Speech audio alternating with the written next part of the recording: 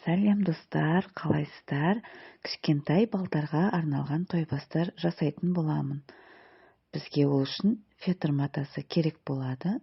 Сіздерге көрсетіп жатырмын. Осындай 10 сантиметр болатын шеңбер кесіп алдым.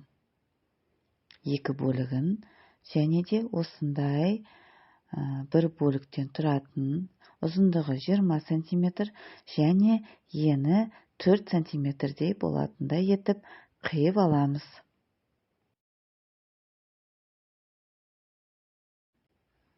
Енді не істейміз? Осы бір кесіп алған бөлігімізді осы екі шеңберге жанынан айналдырып жабыстырып шығамыз. Ыстық желім керек болады. Ыстық желімді қолданар алдында мұқият болыңыздар, қолдарыңызды күйдіріп алмаңыздар.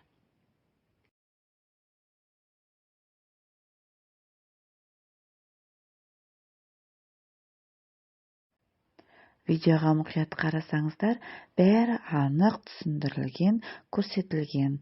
Міне осындай ыстық желіммен шеңберімнің шет жағынан жағып шығамын да, осылай жабыстырып шығамын.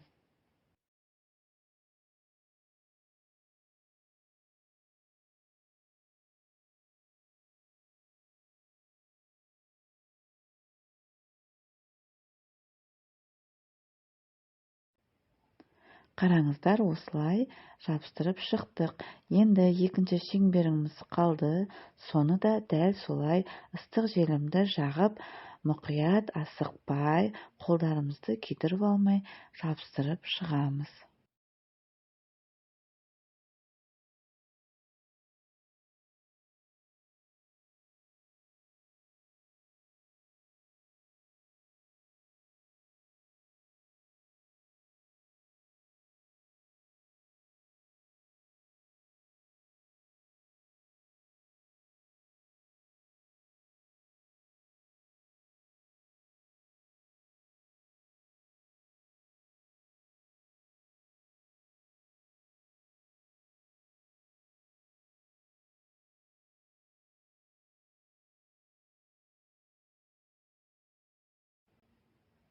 Осындай тәтті кәмпиттер салатын тойбастарымыз дайын болып жатыр.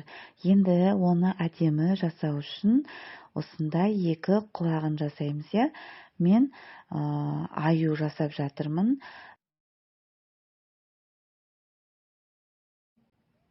Осындай ашық түсті фетрларды қолданып жатырмын.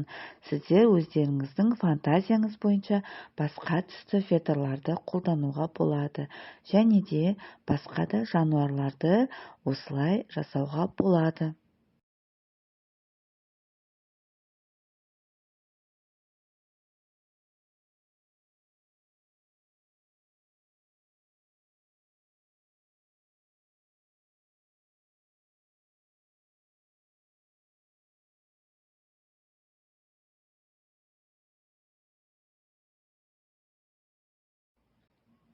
Екі құлағын ыстық желіммен желімдеп алдым.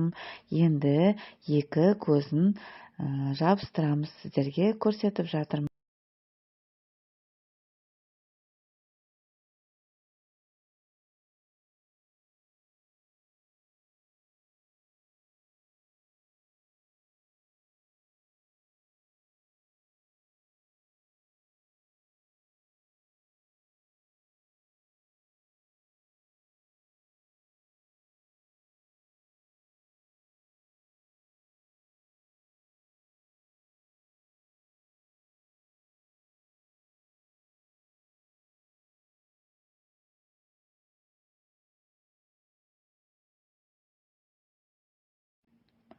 Осындай тойбастарды өздеріңіздің балдарыңызбен бірге жасауға болады.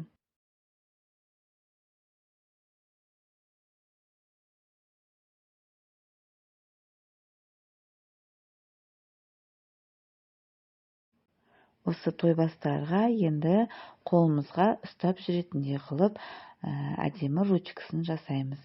Мұны сіздерге көрсетіп жатырмын. Видеоға мұқият қараймыз.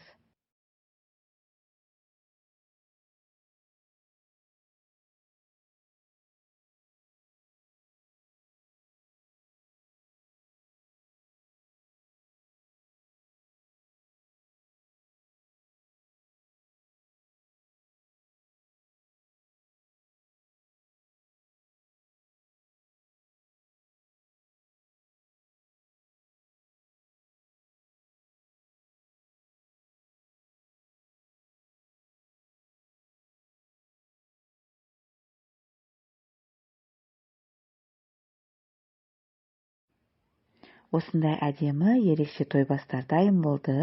Егер де сіздерге ұнаған болса, лайк қойып комментарий қалдырыңыздар, және де тіркелуді ұмытпаңыз.